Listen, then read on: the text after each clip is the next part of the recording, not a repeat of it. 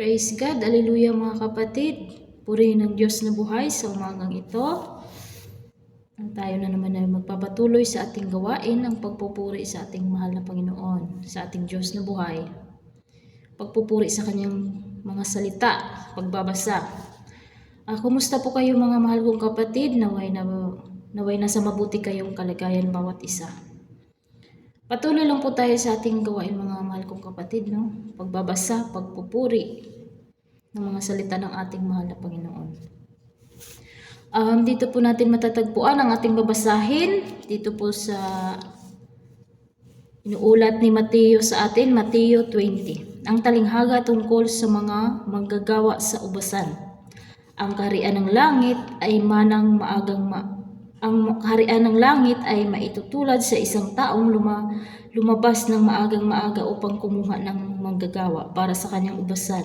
Nang magkasundo na sila sa upa na isang salaping pilak sa maghapon, ang mga manggagawa ay pinapunta niya sa kanyang ubasan. Lumabas siyang muli ng mag-aalas 9 ng umaga at nakakita siya ng iba pang tatayo-tayo lamang sa palengke.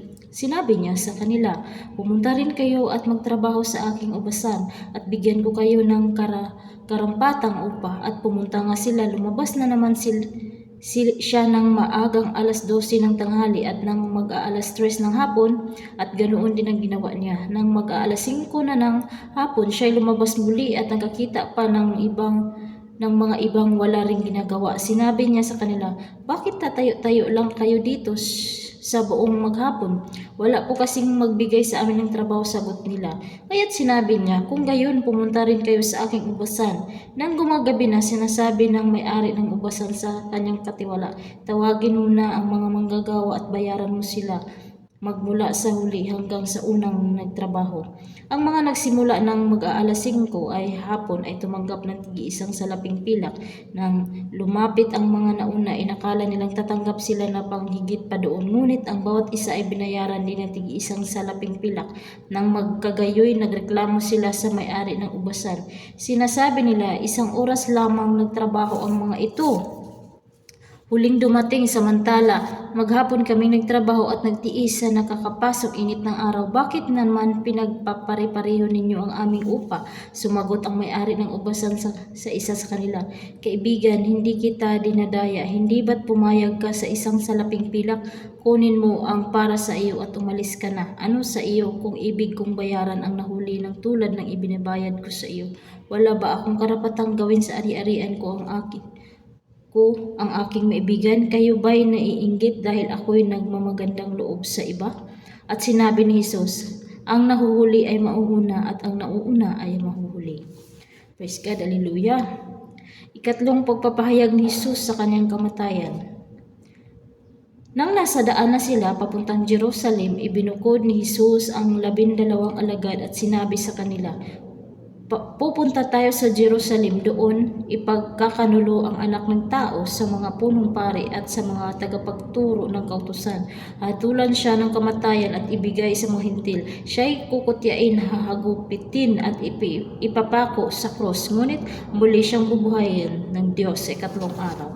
Amen. Ang kahilingan ng ina ni Santiago at Juan. Lumapit kay Jesus ang asawa ni Zebedeo kasama ang dalawa niyang anak na lalaki. Lumuhod siya sa harapan ni Jesus upang sabihin ang kanyang kahilingan. "Ano ang gusto mo?" tanong ni Jesus. Sumagot siya, "Kapag naghahari na po kayo, paupuin ninyo sa inyong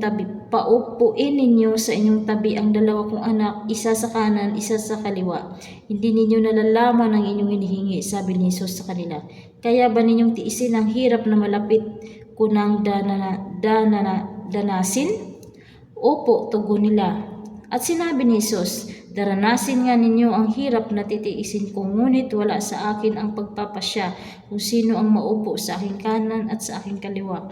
Ang mga upuang ito'y para sa pinaglalaanan ng aking Ama."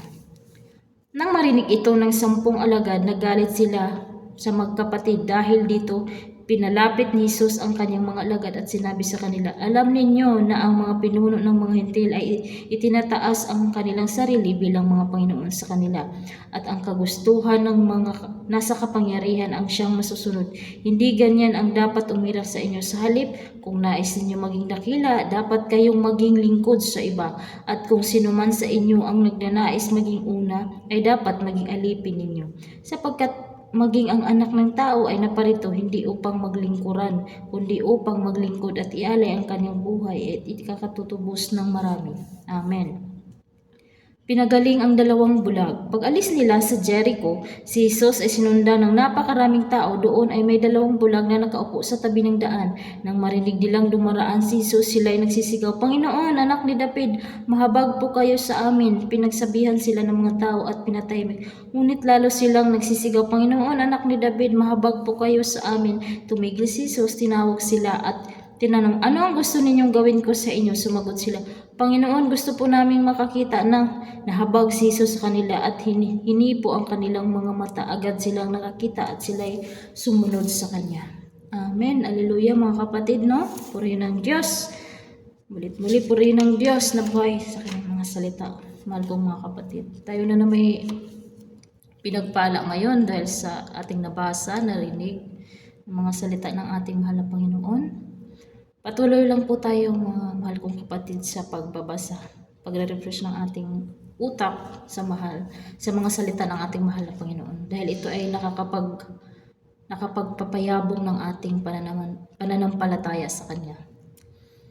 Hingin natin ang wisdom and knowledge sa ating Holy Spirit upang mas mabulay-bulayan natin ang mga salita ng ating mahal na Panginoon, mas maintindihan natin siya.